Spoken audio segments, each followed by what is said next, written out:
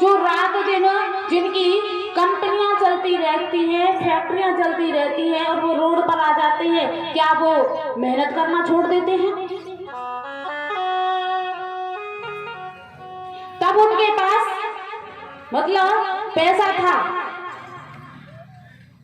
और फैक्ट्रियां चल रही थी, तो क्या उन्होंने बाद में काम करना छोड़ दिया? क्यों आ गई वो रोड पर? जीव परमात्मा को मानता ही नहीं है।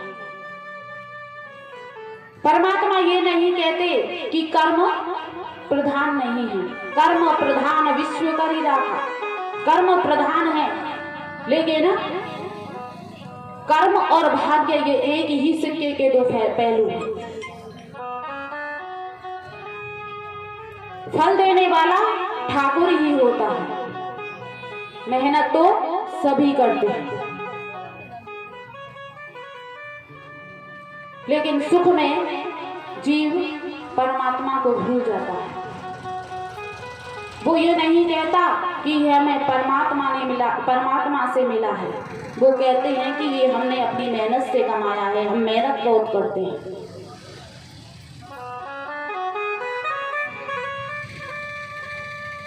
इस संसार में सभी ज्ञानी है, मूर्ख कोई नहीं है। सभी अपना पेट भरना चाहते हैं, चींटी से लेकर मनुष्य तक।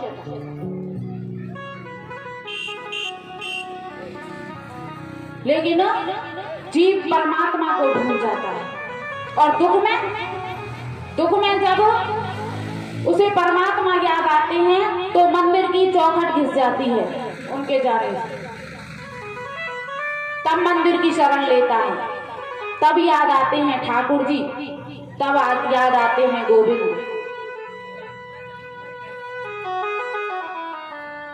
एक बार भगवान श्री राम ने पवन पुत्र हनुमान से पूछा कि हनुमंत, सीता जी अशोक वाटिका में कैसी हैं?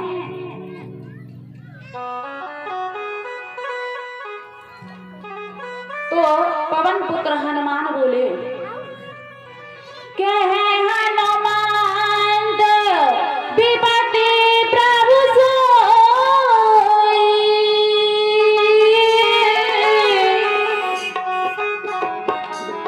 जब तब सुमिरन भजन न होई।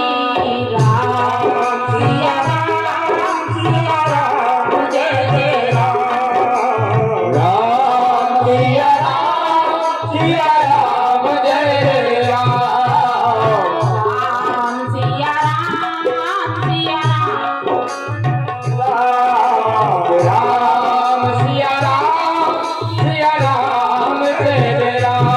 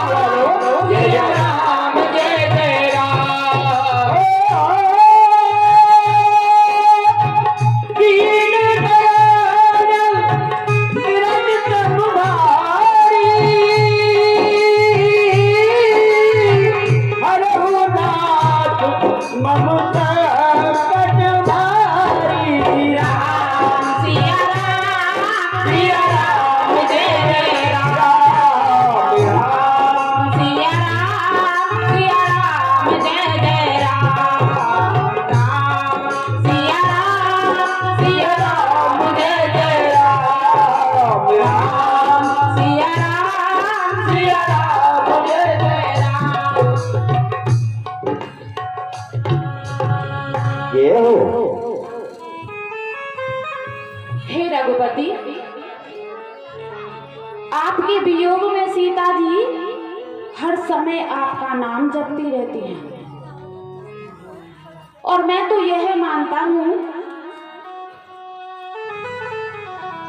कि जिस घड़ी में जीव आपका नाम ले, जिस घड़ी में जीव आपको याद करे, जिस घड़ी में जीव का संबंध आपसे हो, तो हे नाथ, वो जीवन की सबसे सुंदरतम घड़ी है। इसलिए मैं यही मानता हूं कि सीता जीवन में अशोक वाटिका में बहुत खुश हैं, सुखी हैं। इसीलिए आज माता कुंती भी भगवान से यही वरदान मांग रही हैं कि हे ठाकुर, हे गोविंद, हे दया के सागर, हे कृपा निधान, मुझे तो बस दुख की घड़ी ही दे करके जाइए, जिस दुख की घड़ी में मुझे आपका सानिध्य प्राप्त हो, जिस दुख की घड़ी में आप मुझे हमेशा याद आते रहें, जिस दुख की घड़ी में मैं आपको कभी भूलूं ही नहीं नाथ, वो दुख की घड़ी मुझे दे करके जाइए। भगवान के नेत्रों में भी अश्रु छलक आए। धन्य है बुआ, धन्य है तुम्हारी भक्ति, धन्य है तुम्हारा प्रभु प्रेम। और उस दिन द्वारिकानाथ ने अपनी यात्रा स्थगित कर दी। उस दिन भगवान द्वारिका के लिए नहीं गए। बोलिए वृंदावन बिहारी लाल की,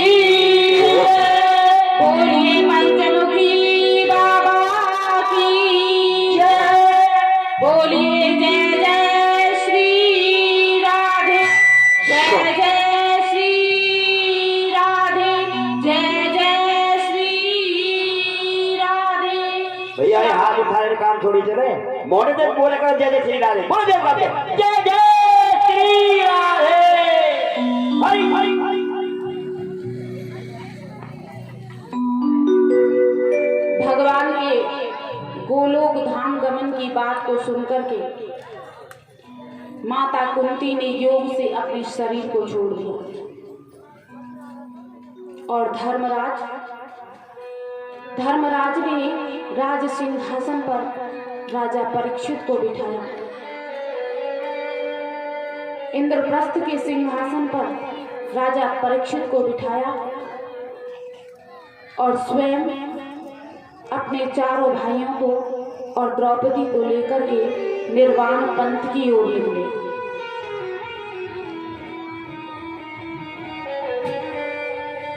निर्वाण पंथ की ओर निकले। सबसे पहला पतन द्रौपदी का हुआ।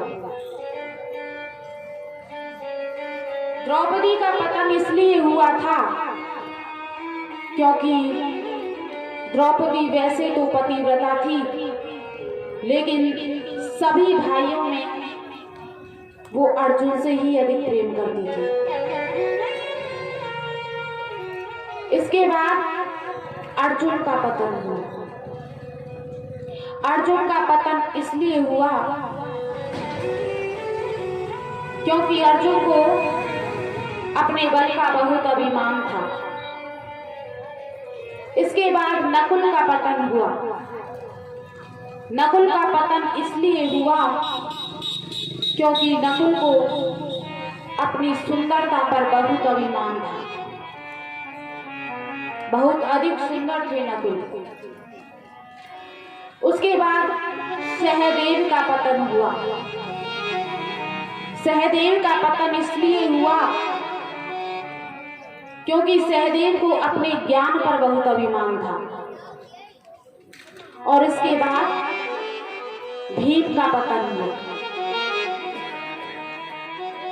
भीम ने कहा, भाई मैंने तो कभी जीवन में पाप ही नहीं किया, फिर मेरा पतन क्यों हो रहा है? धर्मराज ने कहा, भाई तुम खाते बहुत अधिक थे। अधिक खाने वाला भगवान का दोषी होता है, पाप का भागी होता है। इसलिए इस जिज्ञा पर अंकुश लगाना चाहिए। हमारे ऋषि मुनि केवल उतना ही खाते थे जिससे जीवन जल सके। बहुत से लोग ऐसे होते हैं जो दिन भर बकरी की तरह मुंह को चलाते रहते हैं। तो बहुत खाना यानी कि पाप का भागी होना है।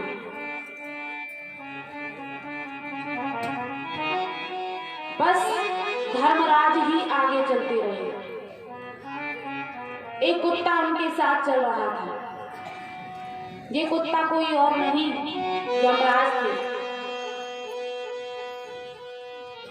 यमराज ने एक रूप और धारण किया,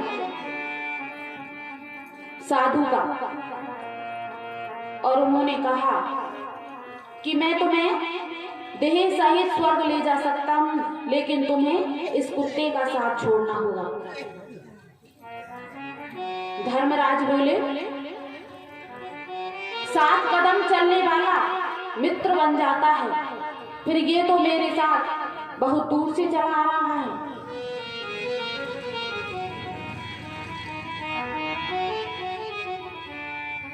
धर्मराज ने एक कुत्ते को भी धोखा नहीं दिया, और मनुष्य अपनों को ही धोखा देते रहते हैं।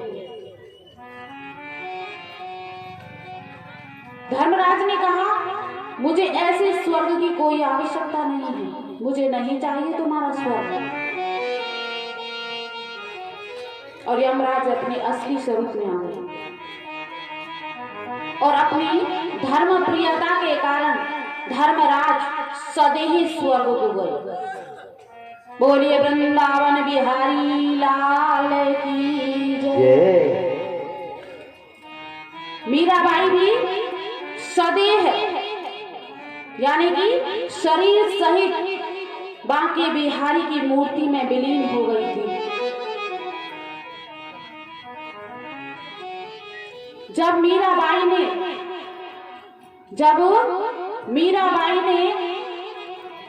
मेवाड़ को छोड़ा तो सारा मेवाड़ दुखी हो गया, क्योंकि एक पुण्य पुरुष जब घर से जाता है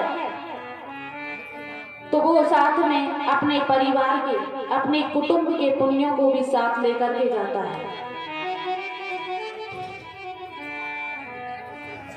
यवनों ने मेवाड़ पर आक्रमण कर दिया, मेवाड़ दुखी हो गया।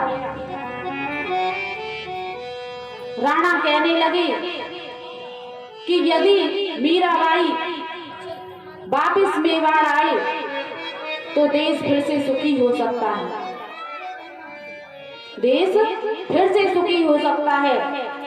और राणा ने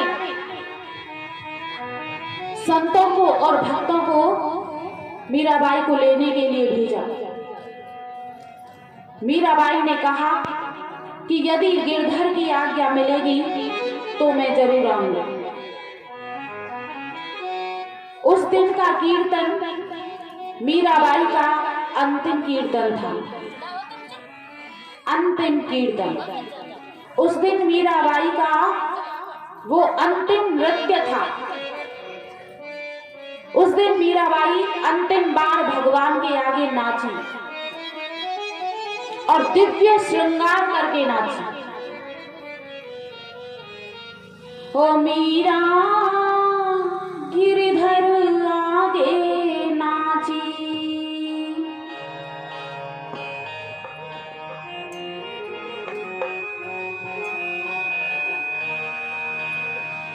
ओ मीरा गिरधर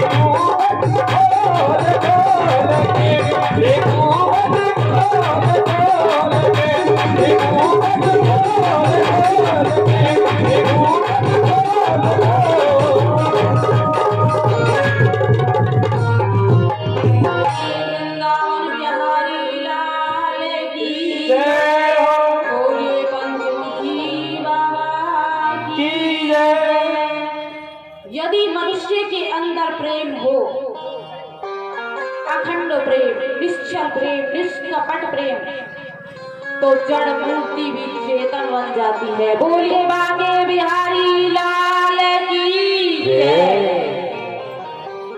मीराबाई सदैव मूर्ति में विलीन हो गई, जीव का मिलन परमात्मा से हो गया, और जिस जीव पर परमात्मा अपनी कृपा करते हैं उस जीव को भगवान अपना ही स्वरूप प्रदान कर देते हैं। तब भक्त में और भगवान में कोई अंतर नहीं रहता, दोनों एक हो जाते हैं। बोलिए बांके बिहारी लाल की जय, बोलिए पंचमुखी बाबा की जय, बोलिए संत समाज की जय, बोलिए सभी भक्त गणों की जय, बोलिए अयोध्या राम लला की जय हो, बोलिए गुरु गोविंद की जय। जय जय श्री राधे, जय जय श्री राधे, जय जय श्री राधे श्याम।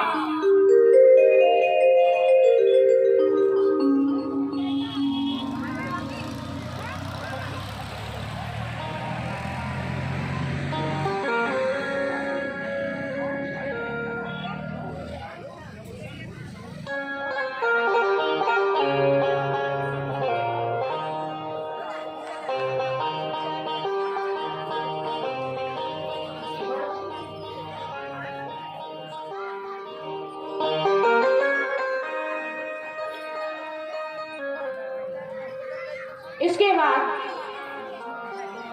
राजा परीक्षित दिग्विजय के लिए निकले और घूमते घूमते सरयू के किनारे पर आए, सरस्वती के किनारे पर आए, और यहाँ उन्होंने एक दृश्य देखा। उन्होंने देखा कि एक बैल और एक गाय, और उसे एक काला कलूटा व्यक्ति बड़े जोरों से पीट रहा है। राजा परीक्षित ने देखा कि उस बैल के सिर्फ एक ही पैर है। धर्म के 4 पैर हैं, 4 चरण हैं, सत्य, तप, दया और दान। कलयुग में, सतयुग में ये चारों थे। त्रेता आया, लोगों में से सत्य चला गया, 3 पैर रह गए। द्वापर आया, लोगों में से तप चला गया, इसलिए 2 पैर रह गए। और कलयुग आया, लोगों में से दया चली गई, इसलिए कलयुग का केवल एक ही पैर रह गया। धर्म का केवल एक ही पैर रह गया, और वो रह गया है दान। दानम एकम कलियुगे ये निकेन प्रकारेण, केवल कलयुग में दान से ही कल्याण हो सकता है। कलयुग का केवल एक ही, धर्म का केवल एक ही चरण है कलयुग में। तो राजा परीक्षित दौड़ करके आए, उन्होंने पूछा कि तुम कौन हो? तो गाय के रूप में पृथ्वी बोली, महाराज मैं गाय के रूप में पृथ्वी हूँ। और बैल ने कहा कि महाराज मैं बैल के रूप में धर्म हूँ। और कलयुग बोला, महाराज मैं कली हूँ। कली, कली कहते हैं पुर्जों को। मैं पुर्जों का युग हूँ, मैं मशीन का युग हूँ, मैं संसाधनों का युग हूँ, मैं हूँ कलयुग। और आज हम देखते हैं कि सुबह उठते ही हमारा हाथ स्विच पर जाता है, कभी जेड के स्विच पर, कभी गैस के स्विच पर, कभी प्रेस के स्विच पर, कभी वॉशिंग मशीन के स्विच पर। मतलब सुबह उठने से पहले, उठते ही और रात तक सिर्फ स्विच पर हाथ है, क्योंकि ये कलयुग है, मशीन का युग है। संसाधनों का युग है, ये कलयुग है। राजा परीक्षित उसे मारने के लिए दौड़े। कलयुग ने कहा, महाराज मुझे मारिए मत। माना कि मुझ में बहुत बुराइयां हैं, मैं बुराइयों का गढ़ हूं महाराज, बुराइयों का खजाना हूं मैं महाराज, बुराइयों का गोदाम हूं महाराज। लेकिन इतनी बुराइयों के होते हुए भी मुझ में एक बहुत बड़ा गुण है महाराज। राजा परीक्षित बोले, कौन सा गुण है? कि जो सिद्धि जो मुक्ति कलयुग, जो सिद्धि जो मुक्ति सतयुग त्रेता द्वापर में यज्ञ जप करने से नहीं मिलती, वो मेरी केवल कलयुग में भगवान के नाम संकीर्तन से, केवल भगवान के नाम जपने से प्राप्त हो जाती है महाराज। मुझ में इतना बड़ा गुण है। कृति जोगी साबे जोगी विज्ञानी,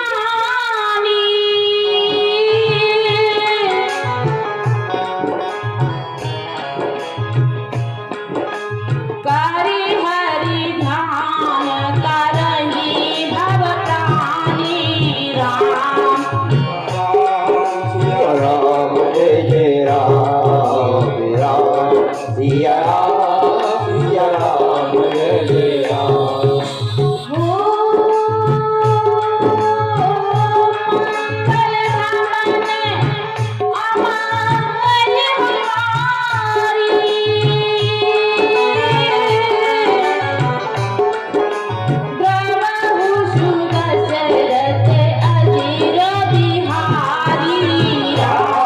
सिया राम, सिया राम जय जय राम।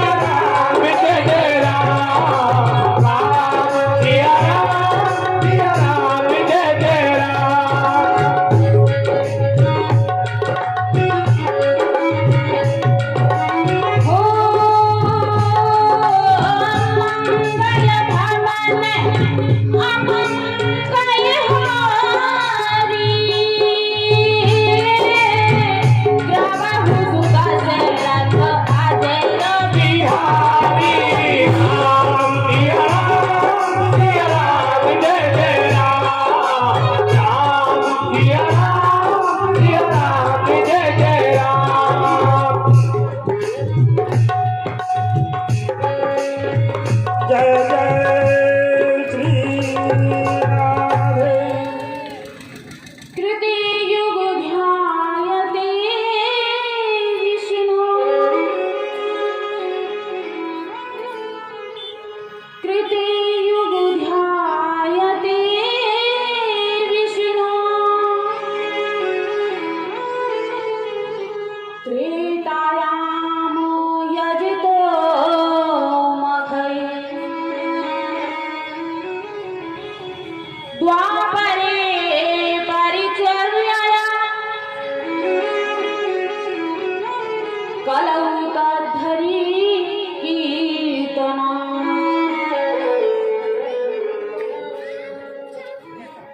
कलयुग का एक बहुत बड़ा प्रभाव है कि कलयुग में मानसिक पुण्य तो होते हैं लेकिन मानसिक पाप नहीं होते। जैसे मन से हम भगवान की पूजा कर रहे हैं, मन से हम भगवान के वृंदावन में घूम रहे हैं, मानसिक चिंतन कर रहे हैं परमात्मा का, तो ये पुण्य का फल हमें मिलता है। लेकिन मन से यदि हम ये सोच रहे हैं कि मन तो ऐसा करता है कि इसे मार ही डालो, तो ऐसा पाप, इसे कहते हैं मानसिक पाप।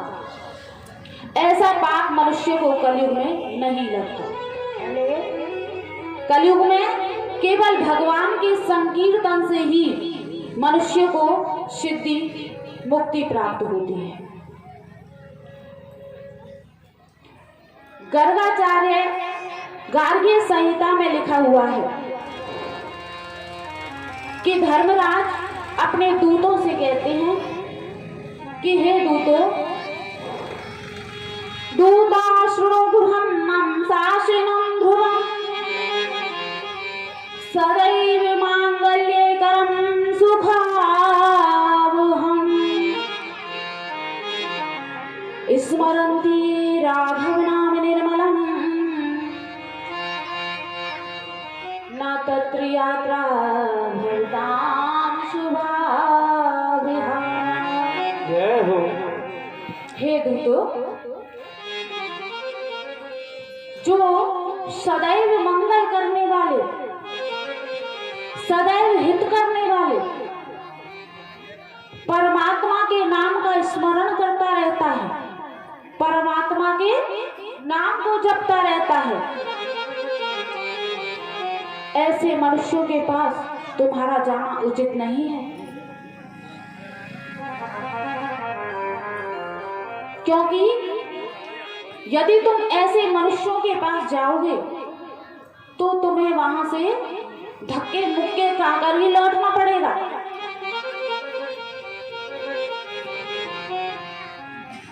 अजामिल को लेने के लिए यमराज के दूत आ गए, क्योंकि पापी मनुष्य की मृत्यु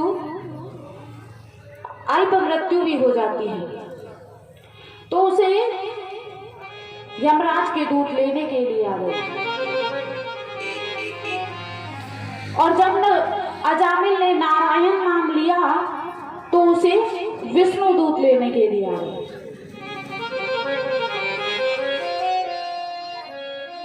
यमराज के दूतों ने कहा कि इस जीव पर तुम्हारा अधिकार नहीं है, इस पर हमारा अधिकार है, क्योंकि इसने जीवन में पाप बहुत किए हैं। इसने जीवन में पाप बहुत किए हैं। तो भगवान विष्णु के दूत बोले कि इसने अंत समय में परमात्मा का नाम लिया है, इसीलिए अब इसके पापों का क्षय हो गया है। अब इस पर तुम्हारा अधिकार नहीं, इस पर वह हमारा अधिकार है। यमराज के दूतों ने कहा कि इसने वैकुंठवासी भगवान विष्णु का नाम नहीं लिया, इसने तो अपने पुत्र नारायण का नाम लिया है, इसके पुत्र का नाम नारायण है।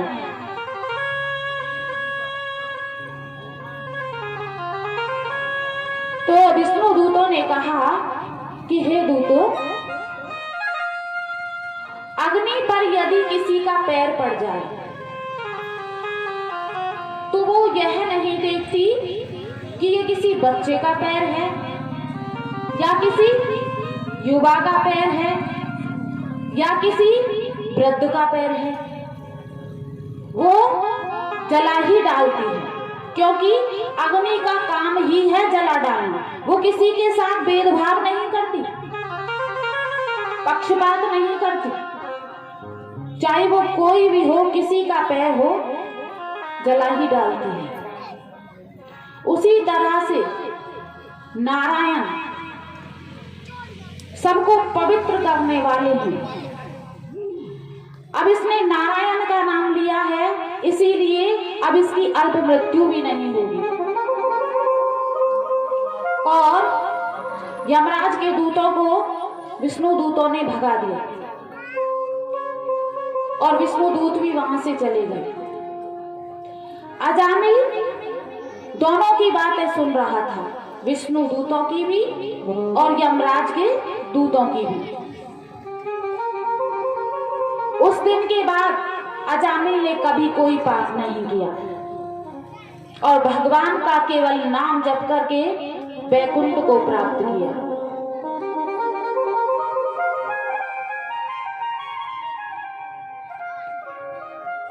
कात्यायन संहिता में लिखा हुआ है कि राम नाम जपा देव महापातक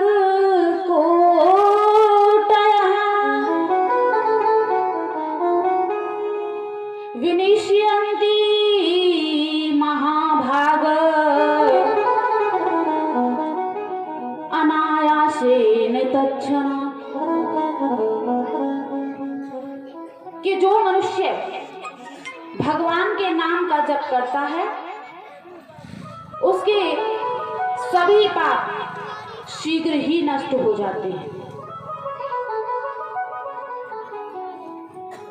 राम नाम राम रामेति रामेति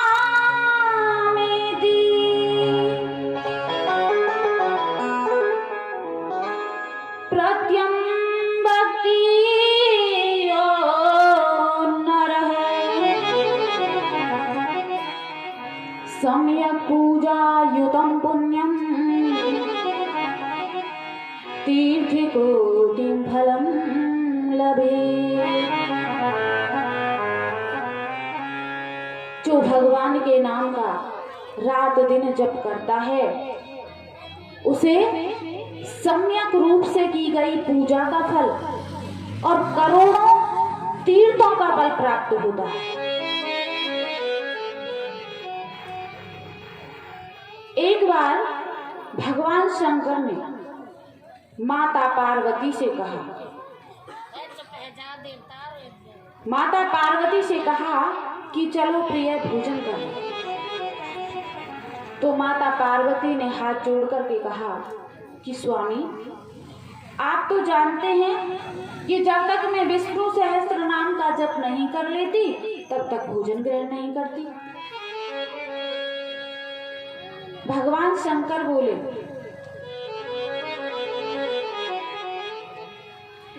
कि देवी, मैं तुम्हारी भक्ति को नमन करता हूं, लेकिन देवी, राम नाम का केवल एक ही अक्षर, राम नाम का केवल एक ही अक्षर 1000 विष्णु सहस्त्र नाम के बराबर फल देने वाला होता है। इसीलिए भाव से आप एक राम के नाम का अक्षर ले लीजिए, जप कर लीजिए, आपको विष्णु सहस्त्र नाम के बराबर फल प्राप्त होगा। और माता पार्वती ने भगवान शंकर की बात को मान करके केवल भाव से राम का नाम लेकर के भोजन ग्रहण किया और भगवान शंकर ने माता पार्वती को प्रसन्न होकर के सती शिरोमणि का स्थान दिया।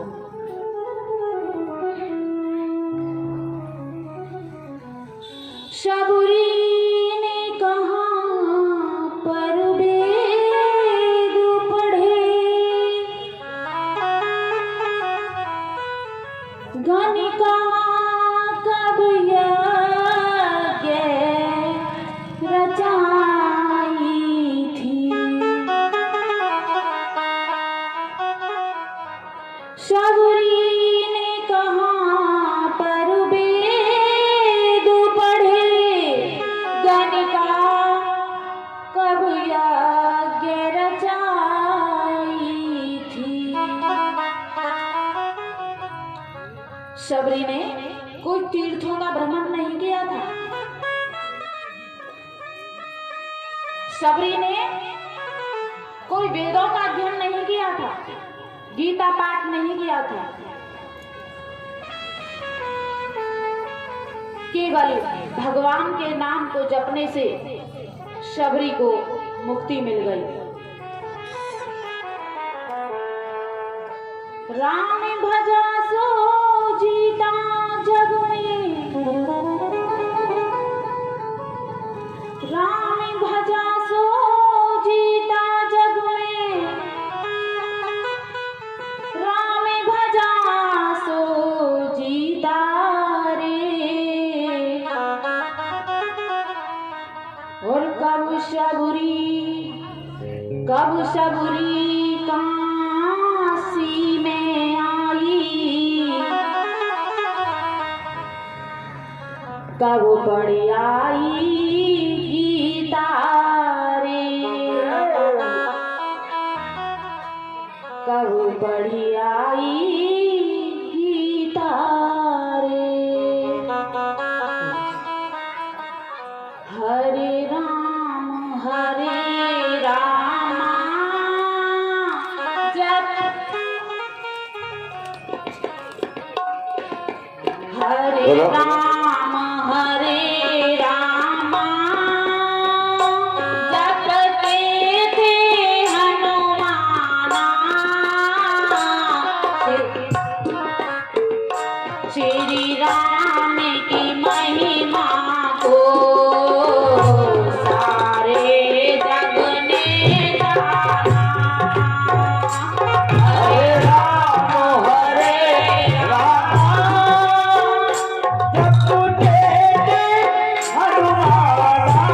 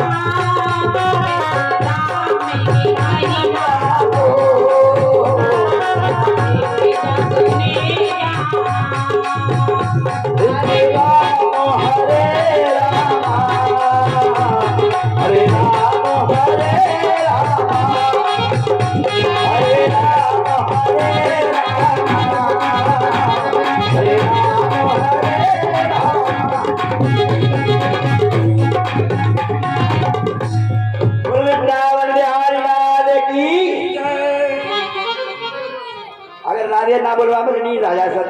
अब दोनों हाथ उठा करो, बस बोलूंगा मैं तो मैं बोल रहा हूँ। समय के कारण जय जय श्री जय जय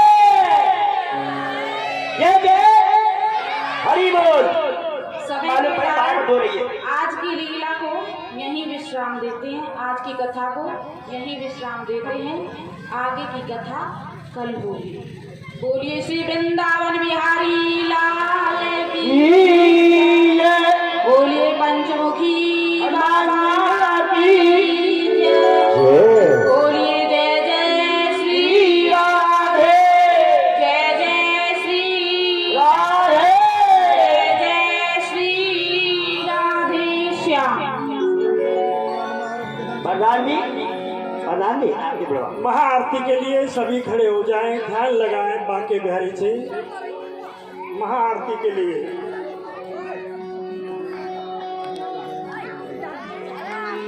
बांके बिहारी तेरी आरती गाऊं, बांके बिहारी तेरी आरती गाऊं, आरती गाऊं प्यारे तुम्हें कोरे गाऊं, आरती गाऊं प्यारे तुम्हें कोरे गाऊं,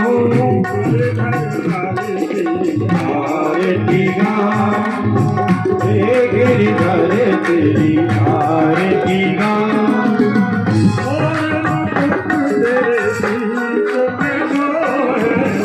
और मुकुट तेरे शीश पे सोए, प्यारी बंसी मेरा मन मोहे, ओ प्यारी बंसी मेरा मन मोहे, या बंसी तेरे तो मन